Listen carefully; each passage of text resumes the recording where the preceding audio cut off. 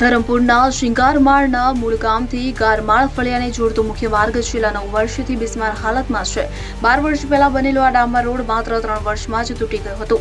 ત્યારથી ગ્રામજનો હાલાકી ભોગવી રહ્યા છે। સ્થાનિક સદસ્ય વતી વિપુલભાઈ રાઉત અને ઈમાભાઈ બામનીએ જણાવ્યું હતું કે રસ્તો ધારાસભ્ય દ્વારા મંજૂર હોવા છતાં આરએનબી વિભાગના અધિકારીઓની બેદરકારીને લીધે કામગીરી અટકેલી છે। 1700ની વસ્તી ધરાવતા ગામમાં એમ્બ્યુલન્સ કે વાહનો પહોંચવામાં ભારે મુશ્કેલી પડે છે, જેના કારણે જીવનું જોખમ રહે છે।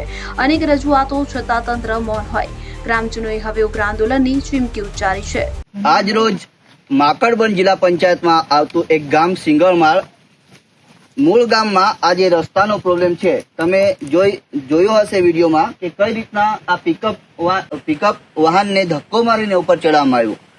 આ જે પરિસ્થિતિ છે, આટલે જે રોડ પાસ થયો છતાં જે સિંગરમાળ ગામમાં રોડ પાસ થયો છતાં પણ આરએનબી ડિપાર્ટમેન્ટ દ્વારા આ રોડની કામગીરી કરવામાં નથી આવી। હવે હાલ ચોમાસું આવવાની તૈયારી છે અને તમે જોઈ શકો કે આ રોડની કન્ડિશન શું છે।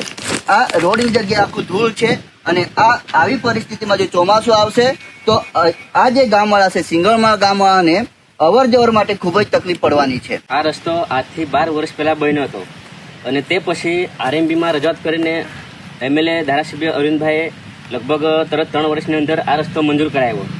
પણ તે પછી આરએનબીમાં અમે વારંવાર રજૂઆત ટેલિફોનિક અને રૂબરૂ જવા છતાં પણ આજ સુધી એ તંત્રએ એ ધ્યાને લીધું નથી અને ખરેખર હવે ચોમાસું એકદમ નજીક આવી રહ્યું છે, ત્યારે અમારા બાળકો મોટીપોરો ખાતે એ લોકો અપડાઉન કરીને અભ્યાસ પૂર્ણ કરવાનો છે, ત્યારે આશરે લગભગ 2 કિલોમીટર સુધી એ લોકો ચાલીને મેઇન રસ્તા સુધી છે અને ત્યાંથી એ લોકો વાહનમાં કે બાઇક દ્વારા એ લોકો સ્કૂલ પહોંચે।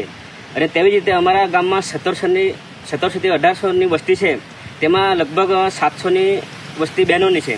હવે એ બહેનોની અંદર લગભગ 150 થી 200ની આસપાસ કોઈ ગર્ભવતી મહિલા હોય, કોઈ દુઃખથી પીડાતા હોય, તેવા લૂલા લંગડા હોય, એ લોકોને ખરેખર આવવા જવા માટે બહુ તકલીફ પડે।